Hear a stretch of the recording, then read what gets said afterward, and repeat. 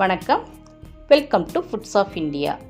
இன்றைக்கி நம்ம வாழைத்தண்டை வச்சு டேஸ்டியாக வாழைத்தண்டு பச்சடி எப்படி ரெடி பண்ணலாங்கிறத பற்றி இந்த வீடியோவில் பார்க்கலாம். இந்த பச்சடி ரெடி பண்ணுறதுக்கு வாழைத்தண்டை இளம் வாழைத்தண்டை நம்ம சூஸ் பண்ணிக்கணும்.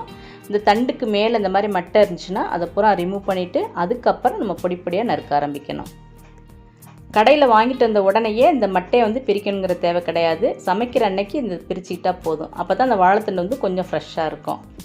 இந்த மட்டையை பிரித்ததுக்கப்புறம் இந்த மாதிரி சின்ன சின்னதாக ரவுண்டாக நம்ம கட் பண்ணி எடுத்துக்கலாம். கைனால் அந்த நாரை சுற்றி நம்ம எடுத்து விட்டுக்கணும். இப்போ இந்த மாதிரி எல்லாத்தையும் நறுக்கினதுக்கப்புறம் இதை குறுக்க நறுக்கி சின்ன சின்ன பீஸாக நம்ம இந்த மாதிரி கட் பண்ணி எடுத்துக்கணும். தண்டை இந்த மாதிரி நைஸாக நறுக்கினதுக்கப்புறம் அதை தண்ணியில் போட்டுடலாம்.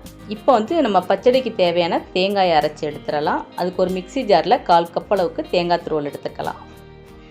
இது கூட காரத்துக்கு 2 பச்சை மிளகாயும் ஒரு சிறு துண்டு இஞ்சியும் எடுத்துக்கலாம். உங்களுக்கு அதிகமாக காரம் வேணும்னா நீங்கள் பச்சை மிளகாய் கூட்டிக்கலாம்.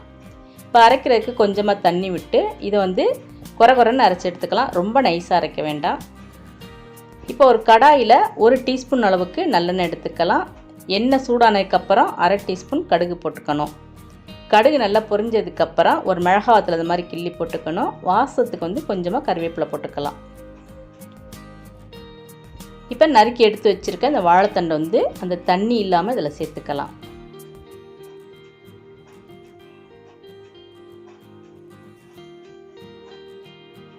வாழைத்தண்டு 3/4 பாகம் நல்லா வேகணும். அது வரைக்கும் இந்த கரண்டினால் இந்த மாதிரி நல்லா கிளறி விட்டுக்கலாம்.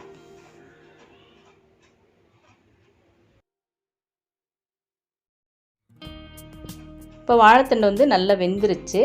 இந்த டைம் நம்ம அரைச்சி எடுத்து வச்சுருக்க அந்த தேங்காய் பேஸ்ட் இதில் போட்டுக்கணும். இப்போ இது கூட தேவையான அளவு நம்ம உப்பு சேர்த்துக்கலாம்.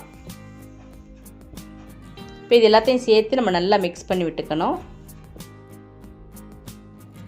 தேங்காய் சேர்த்ததுக்கப்புறம் 1 நிமிஷம் வரைக்கும் வேக விட்டால் போதும். அதுக்கு மேலே அதை நம்ம வேக விட வேண்டாம்.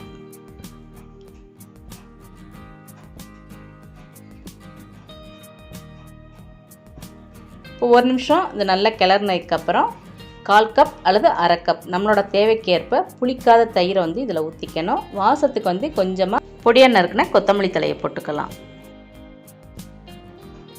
தயிர் சேர்த்து நல்லா மிக்ஸ் பண்ணதுக்கப்புறம் நம்ம அடுப்பை ஆஃப் பண்ணிடணும். அவ்வளோதான், நம்மளோட டேஸ்டியான வாழைத்தண்டு பச்சடி இப்போ ரெடி ஆயிடுச்சு.